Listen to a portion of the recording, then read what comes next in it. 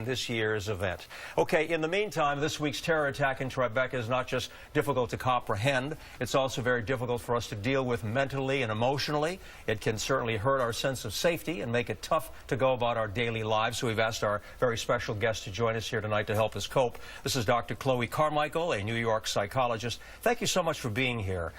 Thanks for having me back, It's a very emotional story, as you know, and it affects a lot of us. And we'll talk about children, but I want to start with adults first and just the reality of what happened. How do we cope with that?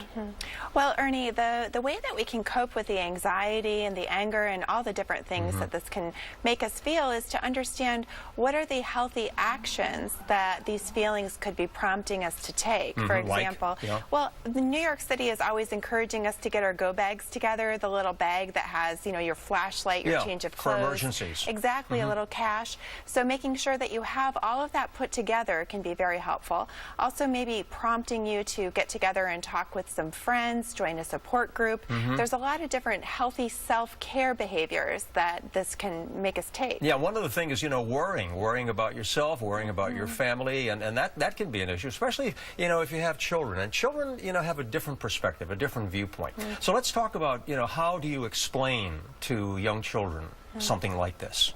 Well, naturally, it's going to depend, of course, on the age of the child. Right. But the simple truth that children really do have to understand is that there are bad people out there. And so even in very simple terms, to be able to say that, but also to simultaneously promise the child that you have an unwavering commitment to be there for them and to keep them safe. Yeah, you have to give them that love and hugging, too. They're very physical, as you say, right? They need that. Exactly. Children are oftentimes what we call pre-verbal, so they're not necessarily able to have a long conversation about it, but they'll respond really well to a hug or the chance to go out and even just run around and experience some of that energy. Yeah, one of the things that obviously will be happening is kids talking to kids. They do a lot of that, and you know, some of those conversations can be a bit scary, so you can expect a lot of questions from your children about things like this. Absolutely. Well, I do think it's important for parents to ask the kids, you know, has this been talked about? What have you heard? Because sometimes,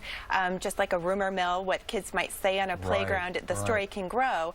But also teaching kids that this is a time when we can learn how to choose what we're going to focus on. So there are things that we can control and there are things that we cannot control. And teaching children what to focus on can be helpful. You mentioned support groups. That can be very helpful.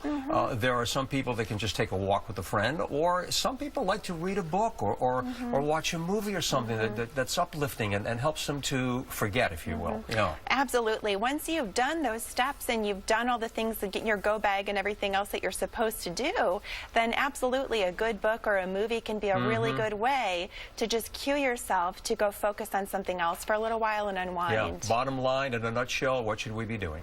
Taking good care of ourselves and our neighbors. Yeah, exactly. You know, and have a good positive attitude about things, right? Absolutely. And life will continue. Of course. All right, Dr. Chloe Carmichael, thanks for joining us today. Thanks for the insight, okay?